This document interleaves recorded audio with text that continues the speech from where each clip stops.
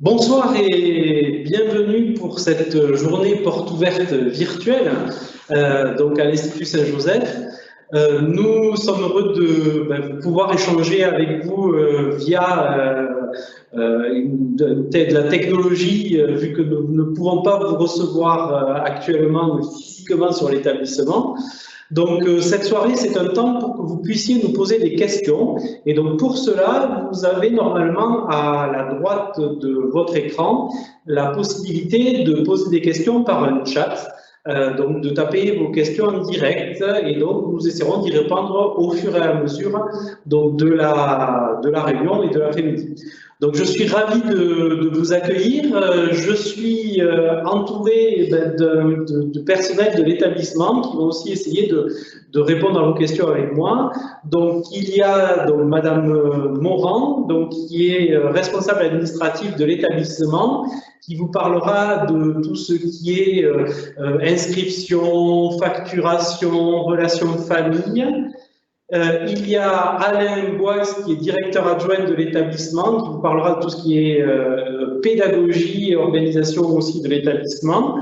Il y a Audrey Jocot, qui est professeur au collège et professeur principal et qui vous parlera aussi de l'organisation de la vie dans la classe. Et Monsieur Nicolas Jocot, donc, qui est éducateur de la vie scolaire en responsabilité du collège et qui vous parlera de la vie scolaire et du quotidien de la vie scolaire.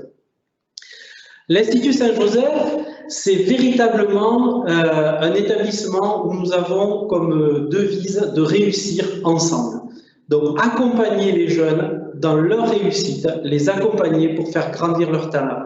C'est vraiment ce qui est essentiel pour nous. Et ce que nous allons essayer de vous faire passer au travers, certes, de la vidéo ce soir, en espérant que vous pourrez ressentir un petit peu ce que nous essayons de vivre avec les jeunes au quotidien. Ce que je vous propose pour commencer, c'est de faire un petit tour des personnes que je vous ai présentées tout à l'heure. Et donc, c'est aussi de leur permettre de vous exprimer pour eux qu'est-ce que c'est qu'être élève aujourd'hui à l'Institut Saint-Joseph. Et donc, je laisse la parole à Alain Boix. Bonjour à toutes, bonjour à tous. Je suis très heureux de vous accueillir sur notre journée porte ouverte, un peu spéciale cette année, vu les circonstances sanitaires je dirais internationales.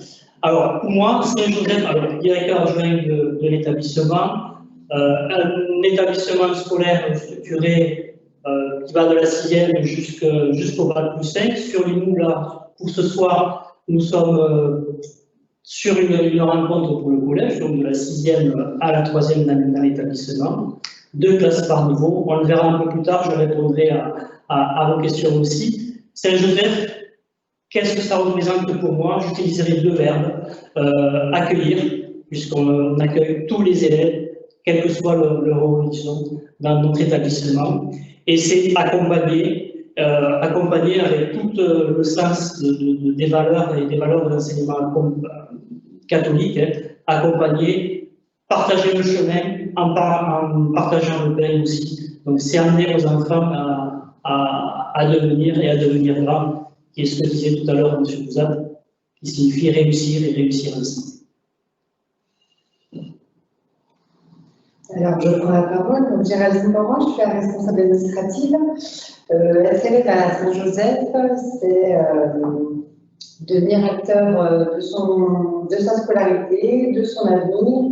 Et moi, je suis à disposition des familles pour les accompagner au niveau administratif, au niveau inscription examen, au niveau des bourses également, voilà. Et je suis à disposition ce soir. Merci. Bonjour à tous, donc Audrey Jocot. Je suis professeure d'SVT au collège, mais également professeure principale en classe de 4e et je suis également spécialisée dans le dispositif ULIS. Donc pour moi, intégrer notre établissement, c'est intégrer en tant qu'élève un établissement à taille humaine et être entouré d'une équipe dynamique qui sera là pour vous accompagner dans tous vos projets. Et si je devais résumer Saint-Joseph en quelques mots, c'est intégrer aussi une grande famille. Nicolas Jocot, coordinateur de la vie scolaire du collège. Donc, pour les élèves qui auront le plaisir de nous rejoindre, Ce qui va être important, c'est de leur apprendre à grandir en développant leur autonomie. Donc, je vous présenterai, en répondant à vos questions tout à l'heure, la vie de l'internat, la vie de l'externat et tout ce que nous mettons en place en encadrement au niveau de l'animation pour que les enfants, les jeunes deviennent autonomes et réussissent leur vie plus tard. Alors, ce que nous allons vous proposer, c'est de scinder un petit peu ce temps en plusieurs séquences. Nous vous rappelons que vous pouvez toujours aussi vous connecter sur le site internet de l'établissement. Vous pourrez suivre le parcours virtuel avec plein de petites vidéos. On va vous en présenter quelques-unes là, dans le temps que nous allons partager ensemble, pendant l'heure que nous allons partager ensemble. Mais n'hésitez pas à aller sur le site internet, sur nos journées portes ouvertes virtuelles, et vous aurez d'autres précisions, d'autres vidéos. Alors, ce que je vous propose dans un premier temps, le temps que vous commenciez à poser vos questions sur le chat, c'est de commencer par découvrir un petit peu généralement le collège de l'établissement. Et donc, nous allons vous proposer une petite vidéo de présentation. Vous allez reconnaître Madame Jocot, je pense. Bonjour à tous et bienvenue à nos portes ouvertes virtuelles de l'établissement Saint-Joseph de Limoux. Je me présente, je suis Audrey Jocot, professeure au collège en sciences et vie de la Terre. J'ai les classes de la 6e à la 3e. Je suis également professeur principal en 4e au Gauguin. Pourquoi choisir notre établissement? Tout d'abord, un établissement à taille humaine, avec des effectifs réduits par classe. Nous avons 2 classes par niveau, mais également une équipe éducative dynamique qui saura vous accompagner au mieux dans vos apprentissages et dans votre orientation professionnelle. Nos projets phares. Tout d'abord, une aide personnalisée pour chacun d'entre vous, une ouverture au monde et aux autres cultures. Nos anciens élèves ont déjà pu découvrir la Pologne, l'Écosse, mais également l'Espagne. Également, nous avons des sorties ponctuelles tout au long de l'année pour illustrer le programme. Alors si vous aussi, vous avez envie de tenter l'aventure avec nous, n'hésitez pas à venir nous rencontrer. Toute l'équipe éducative se joint à moi pour vous attendre nombreux en septembre. Bonne visite virtuelle au sein de notre établissement et j'espère à bientôt.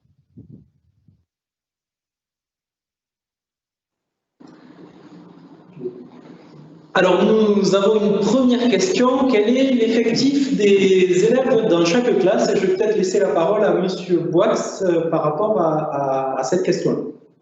Oui, les effectifs, donc je vous ai dit tout à l'heure de classe par niveau, effectif moyen, 25 élèves par classe, c'est assez disparate dans l'établissement. Si on prend la situation actuelle de l'établissement, sur les 2 classes de 6e, vous avez 18 élèves sur les 2 classes de 6e, dans chacune des classes de 6e. Vous avez 26 élèves en classe de 5e, 24 élèves sur la classe de 4e et autant sur la classe de 3e. Donc, vous voyez, on se situe aux alentours de 25 élèves par classe. Alors, on a une deuxième question sur les activités proposées. Peut-être M. Jocot sur la partie activité vie scolaire. Alors, au niveau des activités proposées, alors, pour ce qui est du mercredi après-midi, il y a, on va dire, chaque fois des activités tournantes et des activités fixes. Sur ce qui est fixe, il y a du sport avec du foot par exemple.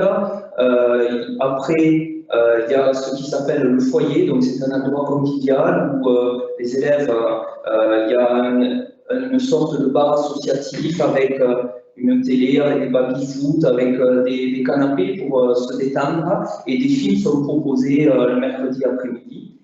Après, il y a les activités tournantes, par exemple du tir à l'arc, de l'escalade, du ski, voilà, tout un tas d'activités qui sont proposées à raison de 15 jours une activité, ça tourne, le temps que les élèves puissent y participer parce qu'il y a des groupes, donc quand, par exemple, si une première semaine, le nombre d'élèves est atteint sur l'activité, on la propose une deuxième semaine, puis après, on ira par exemple à la voile, voilà. Selon les saisons, dans l'hiver le ski, l'été la voile, dans notre saison de l'escalade, du tir à l'arc, voilà, il y a toutes sortes d'activités qui sont proposées. Ça, c'est pour le mercredi après-midi. Après, il y a les activités le soir. Donc, par exemple, à ce moment de confinement, sont organisées des marches à l'extérieur. Voilà. Après, il faut savoir qu'à côté de l'école, nous avons un city-stade. Toutes les semaines, il y a du foot qui est organisé. Après, il y a d'autres activités plus artistiques qui sont proposées, de la peinture. Pour les filles, il y a par exemple des activités maquillage. Donc, il y a vraiment beaucoup d'activités différentes qui sont proposées. De la musculation pour les garçons, on a une salle adaptée. Donc, voilà, il y a un nombre important de choix d'activités. Alors, on a une question sur les transports. Je réponds. Oui, peut-être. Alors, les transports, l'établissement scolarise des élèves qui sont externes, pensionnaires et internes. Donc, deux types de transports. Pour les élèves externes et demi-pensionnaires, ce sont les transports du conseil départemental. Donc, il suffit de s'adresser au conseil départemental et à la cellule en question. Pour les élèves internes, effectivement, nous avons des transports qui sont propres à l'établissement, des lignes qui sont privées du lundi et du vendredi, avec 4 lignes aujourd'hui, une ligne qui va jusqu'à Béziers, une ligne qui fait Désignan, Narbonne, Montpellier, une ligne qui va jusqu'à Perpignan via la Haute-Vallée de l'Aude, et enfin une ligne qui fait Castelnaudary, Pamiers également. Donc avec une arrivée le lundi matin aux alentours de 9h30 dans l'établissement et un départ le vendredi soir aux alentours de 16h45. Alors, une petite question tout à l'heure qui vient de passer là sur le Covid-19 et l'organisation de la rentrée, la Covid-19, pardon, là, et l'organisation de la rentrée. Donc, nous avons actuellement repris les cours et l'internat depuis maintenant 15 jours avec les élèves de 6e, 5e, et nous accueillons à partir de lundi prochain les élèves de 4e, 3e.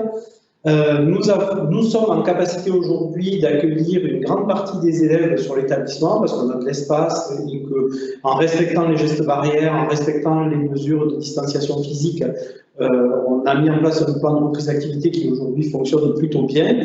Les élèves sont plutôt contents d'ailleurs, on a réaménagé un petit peu les emplois du temps. Par rapport à la rentrée, gros point d'interrogation parce que nous n'avons pas encore les conditions exactes qui vont être susceptibles d'être mises en place pour la rentrée.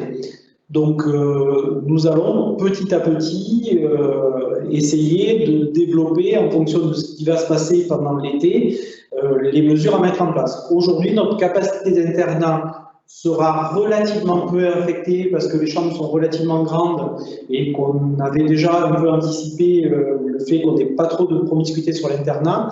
La question des transports a aussi été posée et aujourd'hui nous n'avons pas réouvert les transports scolaires, mais nous préparons à les réouvrir à la rentrée, sachant que nous travaillons avec des bus de l'établissement que nous aménageons actuellement et des bus de prestataires extérieurs qui de toute manière seront aménagés pour les transports scolaires.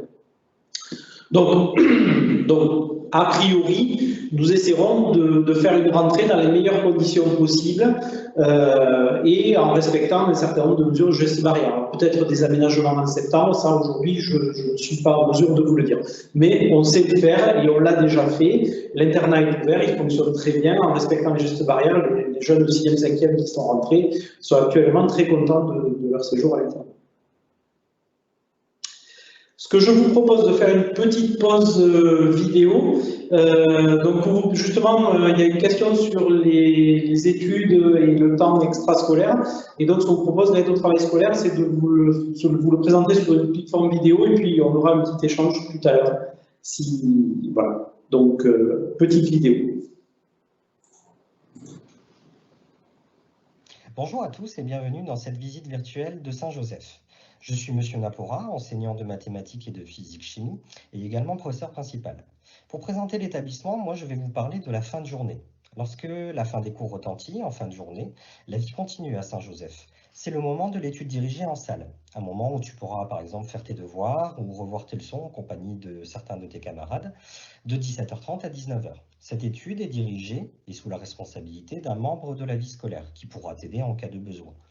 Nous offrons également la possibilité de faire ce moment d'étude au CDI, si tu t'inscris dans la journée pour faire un travail de recherche par exemple ou sur un ordinateur. Le CDI est également ouvert le mercredi après-midi, de 13h à 18h, toujours sur inscription. Il faudra juste te manifester dans la matinée ou la veille. Enfin, nous proposons un dispositif qui s'appelle l'ATS, l'aide au travail scolaire, avec un enseignant qui sera disponible pour approfondir ou revoir une notion de cours, expliquer ou refaire ou faire de nouveaux exercices sur des notions que tu n'aurais pas compris. Il faudra également t'inscrire à Alors, nous avons ce moment privilégié. Comme vous le voyez, nous sommes soucieux de la réussite de nos élèves et nous proposons énormément de dispositifs différents pour les accompagner. Je vous invite à poursuivre la visite de l'établissement sur notre site à travers les différentes vidéos qui ont été réalisées. Je vous souhaite une bonne découverte et à bientôt à Saint-Jean.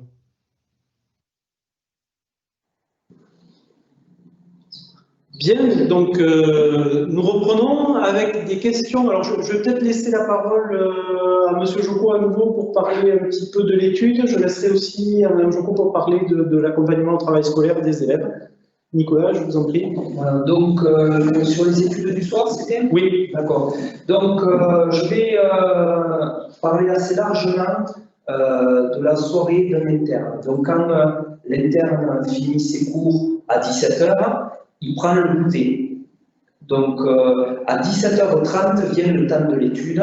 Donc cette étude dure jusqu'à peu près 18h45. Voilà, donc ça c'est le temps d'étude qui est consacré aux révisions des leçons, à faire les devoirs au quotidien. Donc j'anticipe la suite. Donc à partir, une fois que l'étude a été finie, il y a un temps qui est consacré au repas et à la détente, qui est de 19h à 20h. Une fois ce temps-là, donc ils ont accès au foyer, au plateau sportif. Après, il y a un temps d'animation qui peut se faire soit à l'internat, soit au foyer, soit au plateau sportif. Ce temps d'animation de 20h se déroule de 20h à 21h. Puis après, les enfants sont à l'internat et à 21h30, les plus jeunes se couchent et les plus grands, les troisièmes, c'est à 22h. Voilà comment se déroule la soirée d'un interne. Et puis après, lever 6h30. À 6h30, du moins à 7h, les jeunes vont déjeuner, donc vont prendre leur petit déjeuner. Et à 8h, c'est la reprise des cours. Donc, pour compléter ce que vient de dire M. Jocko, les enfants ont également accès le soir de 17h30 à 18h30 à de l'aide personnalisée dispensée par les enseignants en petit effectif. Donc en général, c'est globalement sur un groupe sur les matières scientifiques et un autre groupe sur les matières plus littéraires. Et nous avons également la chance dans l'établissement d'avoir une étude pour les enfants qui ont besoin éducatifs particuliers. Voilà, au nombre maximum de 16 qui est dispensé voilà, par un éducateur de la vie scolaire qui est formé. Voilà, dans notre salle 10 de l'établissement.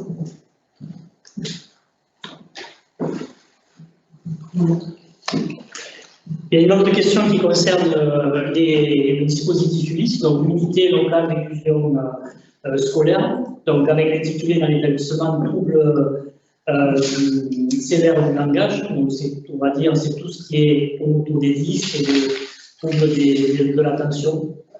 Voilà, moi ce que je propose c'est de faire aussi de répondre à cette question-là à deux mots avec Mme Jocko qui est enseignante spécialisée et qui intervient dans ce dispositif-là aussi. Donc nous accueillons, alors on a un fonctionnement qui est particulier et qui est différent des autres établissements et notamment des établissements publics, c'est que nous scolarisons nous ces enfants-là dans leur classe de référence de tranche d'âge. Donc si c'est un élève qui doit rentrer en 6e, il rentrera en 6e, si c'est un qui doit rentrer en classe de 4e, il rentrera en classe de 4e. Et en fonction des éléments dont on a à notre disposition, puis le fait qu'on va apprendre à le connaître tout au long du premier mois de l'année scolaire, on va lui proposer un emploi du temps spécifique qui lui est particulier, avec un temps dans sa classe et un temps dans ce dispositif ULIS où il verra des apprentissages peut-être plus liés au français, pour certains ça sera plus lié aux mathématiques, voilà, donc des notions qui seront reprises. Le nombre d'élèves maximum que nous accueillons dans ce dispositif-là peut fluctuer entre 12 et 13 élèves maximum dans ce dispositif-là.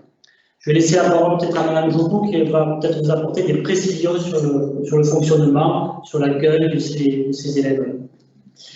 Donc, nous sommes 3 enseignantes spécialisées dans ce dispositif. Donc, moi-même, Madame Claire, qui est enseignante en histoire-géographie, et Madame Moneda, qui est enseignante en EPS. Et nous avons la chance d'avoir donc Monsieur Mavila, qui est un éducateur de l'aide scolaire, qui est formé et qui nous accompagne sur chacun du dispositif. Donc, les élèves sont accueillis dès le mois de septembre. On leur présente la structure. Et lors de la première quinzaine, on leur fait passer un petit test d'entrée, voilà, qui est juste pour nous, pour savoir où est-ce qu'ils se situent dans les matières, on va dire plus littéraires, dans le français, et dans les mathématiques. À partir de là, on va bâtir un emploi du temps spécifique ULIS pour chacun des élèves. Et donc, ils seront, par exemple, sur un temps peut-être 6 heures dans le dispositif et le reste du temps pour les 20 heures intégrées dans leur classe d'origine, ou un peu plus. On peut monter jusqu'à 20 heures dans notre dispositif. Donc, sur les temps d'ULIS, on mène des projets qui sont spécifiques sur l'année. Donc, par exemple, sur le corps humain, le planisphère, où on a un projet également de lecture. On est en train d'écrire un livre, donc on n'a pas pu le mener à terme cette année. On continuera l'année prochaine. Et ensuite, donc, on reprend également toutes les bases, tous les fondamentaux, donc essentiellement français, mathématiques. Mais on accompagne aussi les enfants sur les langues vivantes et c'est vraiment un travail différencié pour chacun. C'est-à-dire que chaque élève dans le dispositif ne va pas faire la même chose au même moment et en même temps. Voilà. Donc on a une question spécifique sur le téléphone portable. Oui, je laisse la parole à M. Joko pour la vie scolaire. Alors, la gestion des téléphones portables. Donc, ça fait, on va dire, au niveau médiatique, on en a beaucoup parlé l'année dernière, c'est-à-dire que le ministre avait annoncé qu'il n'y aurait plus de téléphone portable dans les collèges. Donc, c'est quelque chose qui nous vient au niveau de l'État, mais bien avant ça, on avait déjà commencé à prendre en compte cette problématique. Donc, nous avons plusieurs publics, c'est-à-dire des élèves qui sont en journée, mais aussi les internes. Donc, c'est assez simple, c'est-à-dire qu'en journée, un élève doit avoir son téléphone éteint et rangé, on ne doit pas le voir. Puis, le soir, les élèves ont quand même besoin de pouvoir appeler leur famille. Donc, il y a un temps qui est aménagé sur le temps d'animation à 20 heures pour que les élèves puissent appeler leur famille. Puis après, les surveillants internes récupèrent les téléphones parce qu'il faut que quand même les jeunes puissent dormir la nuit. Et voilà, et redonnent sur le temps d'animation suivant. Donc en journée, pas de téléphone. Le soir, c'est sur des créneaux qui sont prévus à cet effet. Et la nuit, on les récupère. Monsieur Joko, combien d'élèves par chambre à l'interne? Alors, actuellement, ce qui est mis en place, c'est 2 élèves par chambre pour les grandes chambres et 1 par rapport aux mesures de distanciation. Voilà. Par rapport au coronavirus, il y a un certain nombre de mètres carrés par élève, donc c'est 1 ou 2 selon la taille de la chambre. Donc habituellement, plus généralement, les chambres étaient composées de 2 ou 3 élèves normalement. Voilà. Donc là, on est passé à 1 pour les chambres les plus petites et 2 pour les chambres les plus grandes. Dans les questions qui sont encore posées sur la date de rentrée des ULIS, alors la date de rentrée n'est pas tout à fait fixée, mais les élèves de la classe ULIS rentrent le même jour que les autres élèves. Et donc, voilà, donc la rentrée se fait simultanément. Ils rentrent avec leur classe, comme l'a expliqué M. Boix tout à l'heure. On est vraiment dans de l'inclusion, c'est-à-dire qu'ils ont une classe de référence et c'est important qu'ils puissent vivre le même temps de rentrée que leur classe de référence et ils sont accueillis spécifiquement à l'ULIS après la journée de rentrée avec les autres élèves de leur classe. Je propose une petite pause vidéo et nous nous retrouvons dans 1 minute ou 2. Continuez à envoyer vos questions.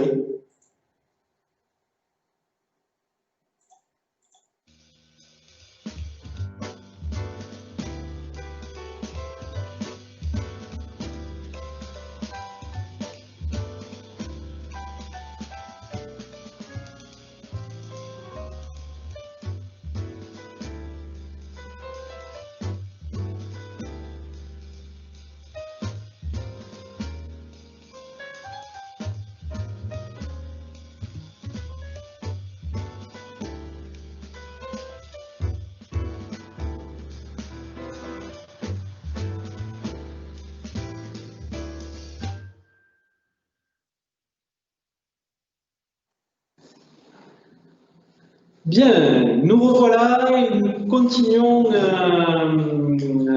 sur des questions. Alors, il y a une question sur le fait pourquoi sont-ils levés si tôt alors qu'ils sont sur place, Monsieur Jonco.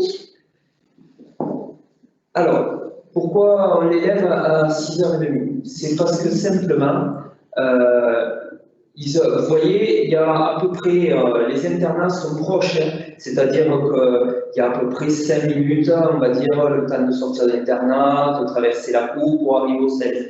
Mais les jeunes, le matin, ils ont besoin de se préparer. Et pour déjeuner, il faut compter une demi-heure ou 3/4 d'heure. Donc, on ne peut pas faire autrement. C'est-à-dire que si un jeune, on le lève à 6h30, le temps qu'il se réveille, qu'il se prépare, une demi-heure, c'est déjà pas énorme. C'est pas, on va dire, c'est un temps minimum. Puis après, il faut qu'ils déjeunent, on compte une demi-heure ou 3/4 d'heure. Puis après, ils ont un quart d'heure pour se mettre en rang, saluer leurs camarades. Donc, on ne peut pas faire. Il est impossible, par exemple, de les lever à 7h15 pour être prêts en cours à 8h. Donc, les ados ont besoin quand même d'un temps pour se préparer le matin. J'ai vu une autre question là, qui vous concernait toujours en vie scolaire, donc juste avant, alors attendez, hop, les questions s'effacent au fur et à mesure sur notre écran. C'était comment la famille est joignable? Oui, comment la famille est joignable, mais c'est elle n'a pas de téléphone portable. Voilà. Ah, alors ça, c'est pas un souci, c'est-à-dire que le responsable d'internat, le soir, a toujours un téléphone. D'ailleurs, il y a beaucoup d'élèves qui téléphonent avec le téléphone de l'école, donc soit les familles peuvent rejoindre, soit c'est les élèves, plus souvent c'est les élèves qui appellent leurs parents, mais on est joignable, il n'y a pas de souci. Voilà. Donc, il ne faut pas s'inquiéter par rapport à ça, et les élèves et les familles pourront se téléphoner. Alors, il y a une petite série de questions qui arrivent. Alors, on a un petit souci technique, on ne s'affiche plus sur notre écran, donc on est obligé de se les faire passer par papier, mais ça arrive, ça arrive. On a une petite question sur les options, notamment en 5e, sur les langues vivantes. Donc, la langue vivante une dans l'établissement, c'est l'anglais, avec une initiation à l'espagnol obligatoire dès la classe de 6e, puisque les langues vivantes de 2 dans les établissements, à partir de la classe de 5e, sont l'espagnol et l'allemand. Autre point aussi, c'est sur une question sur quelle option à partir de la classe de 5e. Eh bien, nous maintenons l'initiation au latin, rendue là aussi obligatoire. Alors pourquoi rendue obligatoire? Tout d'abord, c'est qu'1 heure par semaine, et on s'est aperçu que ça permettait à des élèves de découvrir une culture antique et de la poursuivre, et puis ça leur servait aussi dans les apprentissages, notamment en français. Voilà. Ce qui fait que beaucoup d'élèves de 5e poursuivent cet apprentissage-là en classe de 4e et en classe de 3e. Audrey, vous avez peut-être des questions, je vois. Oui, donc il y en a une par rapport donc, à l'emploi du temps. Donc en général, l'emploi du temps est remis par le professeur principal aux enfants le jour de la rentrée, voilà, sachant que les parents, le jour de la rentrée, donc je pense surtout puisque là c'est pour un enfant qui rentre en 6e, voilà, peuvent accompagner leurs enfants jusque voilà, dans la classe, et ils ont aussi avoir un double de l'emploi du temps. Et ensuite, une autre question dans le temps pour lire. Donc, est-il possible d'amener son propre livre de la maison, donc que ce soit pour les internes, les externes ou les demi-pensionnaires? Donc oui, sachant que dans chacune de nos classes, nous avons tous voilà, des livres, des BD, des documentaires. Donc, les enfants soit piochent dans ce qu'il y a dans la classe, soit ils amènent leur propre livre de la maison. Voilà, sur ce point-là.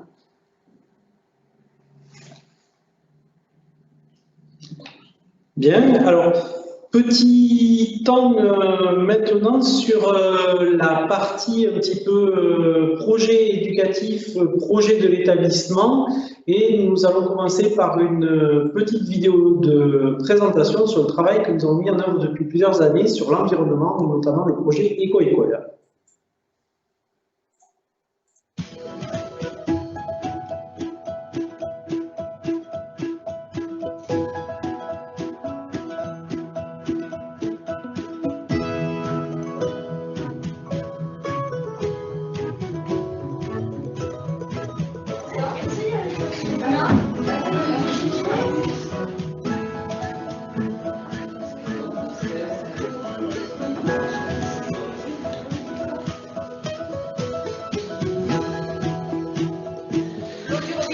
chauffe bien, ça suffit, sinon chez moi. Et le 25 centilitres ou 250 millilitres, ça correspond à votre bouteille.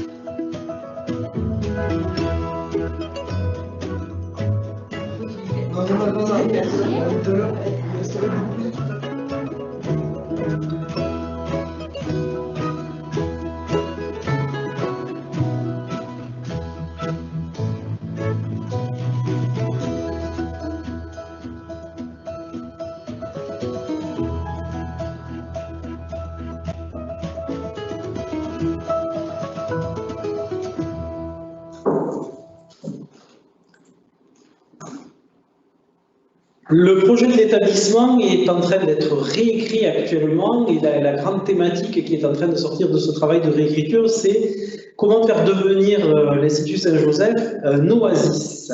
Une oasis vraiment pour un endroit où on arrive à retrouver toutes les ressources nécessaires pour grandir. Et donc ça, c'est vraiment le cœur du nouveau projet d'établissement qui s'écrit.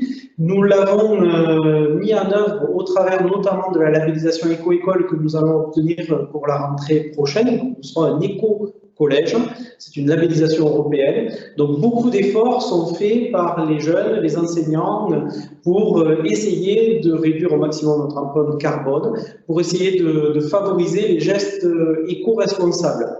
On peut peut-être en parler des déclinaisons pédagogiques avec Madame Jocko, si vous pouvez nous en dire deux, trois mots peut-être. Oui, donc ce projet en fait est pluridisciplinaire puisqu'il touche chacune des matières. Nous l'avons travaillé donc l'année dernière, c'était la finalisation de ce projet au cours d'une journée où nous avons eu des intervenants qui sont venus dans l'établissement intervenir dans chacune des classes. Et donc l'année prochaine, ça peut être une transversalité lors des EPI, donc les projets interdisciplinaires, donc basés sur des semaines, où ce projet peut être finalisé également. Dans chacune des classes, nous avons mis en place du tri sélectif. Donc les élèves sont sensibilisés et on a amplement chaque semaine pour aller jeter la caisse jaune, aller jeter les autres déchets. Et puis ensuite, moi, c'est vrai que ce projet-là touche essentiellement ma matière, donc on le traite plus spécialement dans ma matière, mais avec les autres professeurs aussi. Voilà. Donc après, je ne sais pas si pour les EPI, on en avait déjà parlé, si tu vois ça. Oui, nous sommes en train de préparer la rentrée de l'année scolaire à venir, avec peut-être quelques incertitudes, on a pu le voir avec l'État aujourd'hui, mais c'est vrai que sur les enseignements pratiques interdisciplinaires, la partie environnementale, écologie, aura une place prépondérante dans les enseignements pratiques interdisciplinaires pour l'année à venir. Pour avancer peut-être un petit peu sur le projet d'établissement, donc aujourd'hui le projet d'établissement c'est 3 axes majeurs, c'est la communication entre jeunes, la communication entre adultes, la communication avec les familles. Et nous faisons vraiment un gros travail pour améliorer cette qualité de communication avec des outils concrets qui sont apportés aux jeunes, notamment au niveau de la vie scolaire, en travaillant aussi sur la responsabilisation des jeunes. Et on est en train de le vivre de façon très concrète aujourd'hui avec le retour en scolarisation, parce que l'idée de vivre aujourd'hui les gestes barrières, la distanciation physique, c'est être capable aussi à amener chaque jeune à être responsable par rapport à lui-même, à sa santé, à la santé de ses amis, à la santé de sa famille, à la santé de ses camarades de classe et des adultes qui sont avec lui pendant la journée. Et donc, on a beaucoup travaillé avec l'équipe sur comment accueillir, notamment les 6e, 5e qui sont rentrés il y a maintenant 2 semaines, comment est-ce qu'on les accueillait et comment est-ce qu'on les amenait finalement à être autonomes dans la mise en place de ces gestes. Et ça a été une vraie réussite. Ils ont été force de proposition. Je vais peut-être donner la parole à Nicolas sur la vie scolaire, peut-être parce qu'il y a des choses très intéressantes qui sont vécues. Alors, C'est vrai que ça a été, pour les jeunes, ils avaient beaucoup d'inquiétudes de reprendre parce qu'ils avaient été pendant un certain temps à la maison. Donc, quand ils sont revenus, la mise en place des gestes barrières a été quelque chose qui était un challenge d'un certain côté, mais on a pu voir que les jeunes sont bien intégrés les distances, le port du masque, tout ce qui était, on va dire, marche en avant. Donc, on va dire que les jeunes, maintenant, ils ont inventé des nouveaux jeux, c'est-à-dire que pour les récréations, ils ont inventé, ils jouent à des jeux collectifs, mais à distance, et ils arrivent vraiment à prendre du plaisir, malgré le fait qu'il ne faut pas se faire de câlins, des choses comme ça, mais ils arrivent quand même à communiquer, à jouer ensemble. Ça met en avant leur créativité parce qu'on voit que les jeunes, ils ne sont pas à rester assis, à rien faire, ils ont besoin quand même de bouger, donc ils trouvent des solutions. Et tout le temps, quand même, on peut remarquer que les jeunes, on a rarement à les reprendre sur tout ce qui est règles de sécurité par rapport à la distanciation. Alors, on a deux questions sur l'internat que je vous transmets aussi. Est-ce que les élèves ont la possibilité de décorer leur chambre avec des effets personnels? Ah oui, tant qu'il n'y a pas de problème au niveau de la sécurité, hein, parce que dans une chambre, si on met des choses qui peuvent entraver la sécurité, là, dans ce cas-là, on peut dire que c'est pas possible, mais généralement, voilà, mettre des posters, tout, voilà, de décorer à leur façon, tant que ça ne dégrade pas, qu'il n'y a pas de problème de sécurité, les jeunes peuvent bien sûr personnaliser leur chambre, c'est d'ailleurs ce qu'ils font, hein, il n'y a pas de souci à ce niveau. Et donc, est-ce qu'il y a des jeux à l'internat? Alors, dans tous les internats, je vous avais dit tout à l'heure que de 20h à 21h, il y avait un moment de détente. Donc, il y a des jeux de société qui sont disponibles.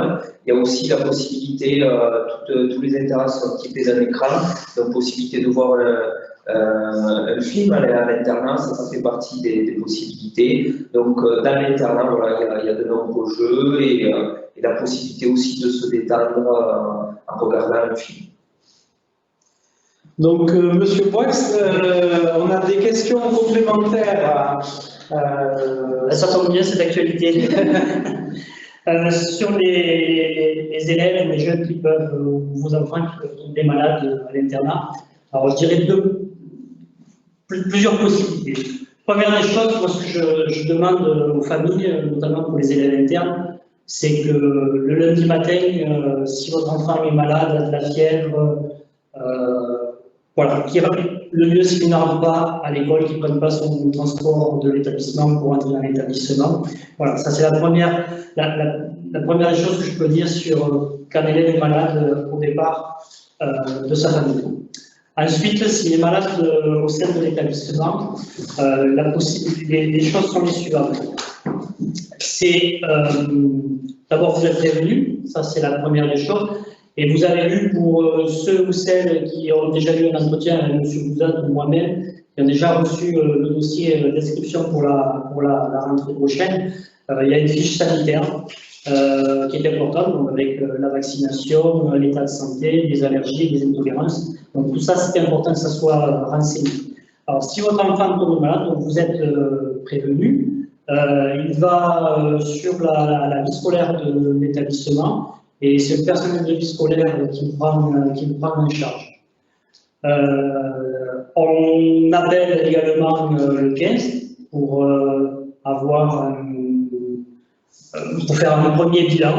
Et c'était le 15 qui prend certaines décisions, c'est-à-dire s'il faut voir un médecin, si son état demande sa famille, donc on vous recontactera. Il faut prendre un médicament aussi, c'est pour ça qu'on me demande de remplir cette fiche sanitaire de liaison. Certains ont déjà des traitements médicaux, donc sont déposés à la vie scolaire. Et voilà, et c'est à partir du 15 que l'on voit ce que l'on peut faire. Il est certain que, comme tous les établissements, même si aujourd'hui, au sein des chambres, et même c'est le cas aujourd'hui, c'est le cas depuis X années dans l'établissement, dans un internat, les épidémies peuvent aller très très vite, se propager rapidement, que ce soit pour la grippe ou des gastro-entérites. Donc c'est vrai que là, on demande aux familles de venir les récupérer rapidement dans ces cas de figure-là. Voilà. Faire répondre à votre question. On nous pose des questions sur la date de rentrée. Donc, nous sommes en train d'organiser le calendrier scolaire de la rentrée prochaine. Il n'est pas encore définitif. Généralement, nous faisons des rentrées échelonnées par niveau de classe qui ont lieu sur la première semaine de septembre entre le lundi et le mercredi. Alors, je crois que cette année, on est un petit peu décalé. Ah, Monsieur Boix, peut-être vous voulez... Alors, aujourd'hui, ce qui est prévu, en attente des dernières consignes ministérielles, ce qui est prévu aujourd'hui, c'est de faire rentrer les élèves de 6e en premier dans l'établissement. Pourquoi? Pour qu'ils puissent passer 24 heures, 36 heures seuls dans l'établissement, faire connaissance, prendre un premier contact avec leurs professeurs principaux, ou même plutôt un grand contact avec les éducateurs, faire un temps de visite de l'établissement, ne pas se poser, dédramatiser ce moment de rentrée scolaire. Voilà. Donc, la rentrée aujourd'hui, elle est prévue le 1er septembre en 9 heures pour les élèves de 6e dans l'établissement. Et ce n'est que le lendemain, le 2 septembre, aujourd'hui, que les élèves de 5e, 4e et 3e rentreront dans l'établissement. C'est aujourd'hui, à cette date, en attendant peut-être de prochaines directives. S'il y avait des modifications, si l'état sanitaire devait évoluer d'une manière négative par rapport à aujourd'hui, cette rentrée s'échelonnerait certainement sur le courant de la semaine. En tout cas, c'est ce qui pourrait être envisageable. Voilà. J'ai une question sur les documents de rentrée. Comment sont communiqués les documents de rentrée, la liste des fournitures, l'organisation justement de la rentrée, les horaires, les classes. On fournira aux familles, alors il y a déjà des familles qui ont des codes école directe, on fournira via école directe les documents de rentrée qui seront à fournir ou à la rentrée à la vie scolaire sur les autorisations de sortie, ou bien qui vous seront communiqués sur l'organisation des vacances scolaires, des comptes dans l'année, qui seront à garder sur le frigo, et les fournitures scolaires également. Donc, première quinzaine de juillet. Alors, ce que je vous propose maintenant, c'est de regarder une petite vidéo sur les 4e et 3e enseignements agricoles. Je ne sais pas s'il y a des familles concernées par cette section-là, mais voilà, donc une petite vidéo de présentation maintenant. Bonjour à tous et bienvenue dans cette visite virtuelle de Saint-Joseph. Je suis ravie de vous accueillir à Saint-Jo pour vous présenter notre établissement. Je suis Madame Sanjeu, enseignante des 3e Michel-Ange et 4e de Vinci. Je suis leur professeur principal. Nous prolongerons le cycle 4 entamé en 5e, ce qui sera pour vous l'occasion de développer votre esprit de responsabilité et d'engagement, et bien entendu celui d'entreprendre et de coopérer avec les autres. Au sein de cet établissement, vous serez amené à conjuguer, d'une part, un respect des normes qui s'inscrivent dans une culture commune, et d'autre part, une pensée personnelle en construction. Je rajoute que vous développerez vos talents propres, vos aspirations, tout en vous ouvrant aux autres et à la diversité et à la découverte. Vous souhaitez apprendre autrement? Vous souhaitez un cursus court? Vous voulez faire partie d'une équipe gagnante? Vous voulez faire des trucs comme ça? Alors rejoignez-nous. Je vous invite à continuer la visite de l'établissement sur notre site. Bonne découverte! N'hésitez pas à regarder les autres vidéos du parcours de nos portes ouvertes virtuelles. À bientôt, j'espère. Alors, nous avons encore une petite question sur les classes ULIS et l'inclusion scolaire en demandant à partir de quel moment les familles auront un retour sur les heures d'inclusion en classe ordinaire et les heures en classe ULIS. Madame Joko, peut-être? Oui. Donc, nous faisons passer en général le petit test de rentrée en classe ULIS 15 jours après la rentrée des élèves, pour que la première semaine, l'enfant soit bien intégré déjà dans son groupe de classe qui se passe des amis. Et ensuite, la deuxième semaine, sur une après-midi, donc on va les prendre, on va leur faire passer le petit test, on leur présente la classe, on finit par le goûter. Donc cette semaine-là, on corrige les tests et on bâtit les emplois du temps. Donc l'emploi du temps inclusion classe ordinaire et inclusion ULIS se fait en général au bout de la 3e semaine de rentrée. sachant que si, admettons, votre enfant est intégré sur la première période pour 12 heures, la période suivante, cet emploi du temps peut évoluer, soit à la hausse, soit à la baisse.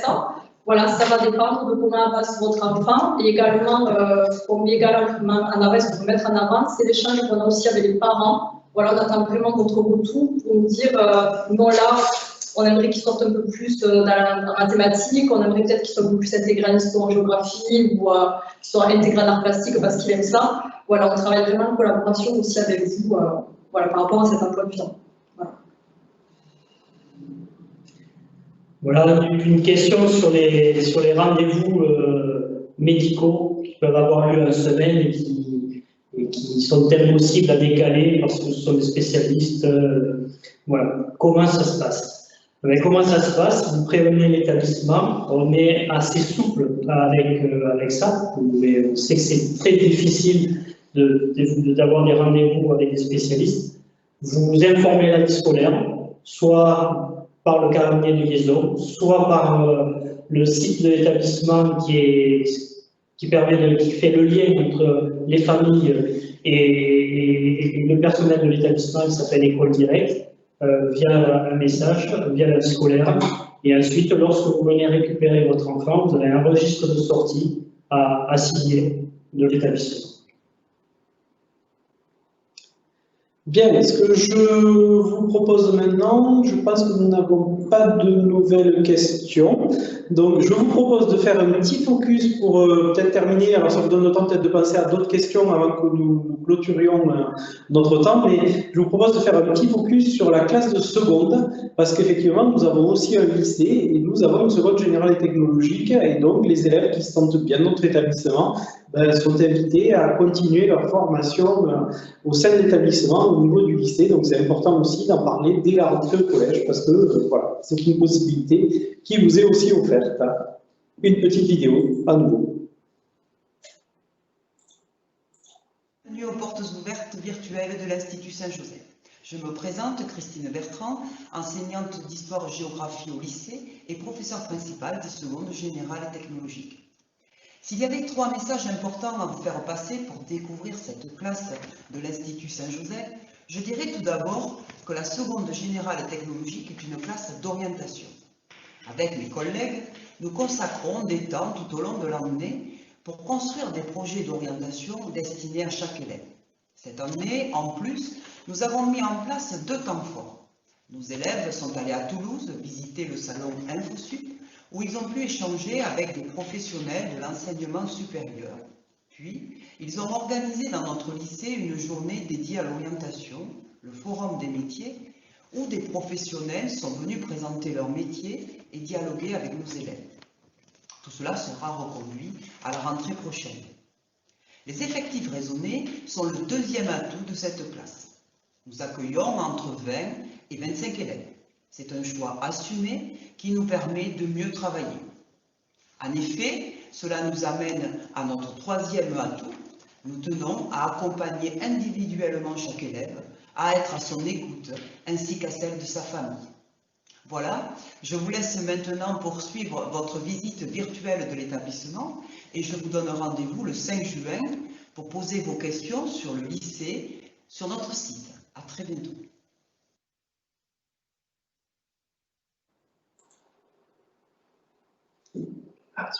Mercredi après-midi. Organisation du mercredi après-midi, Nicolas, est-ce que vous pouvez nous en parler?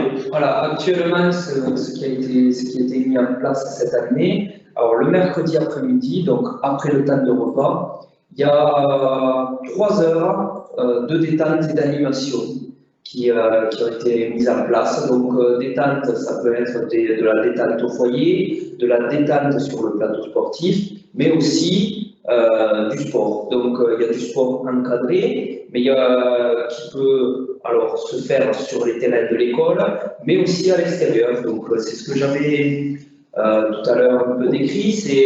Il peut y avoir du canoë-kayak, du tir à l'arc, du ski. On peut aller faire du bateau à voile. Hein. Donc on va dire que tout au long de l'année, des activités sportives sont organisées le mercredi après-midi.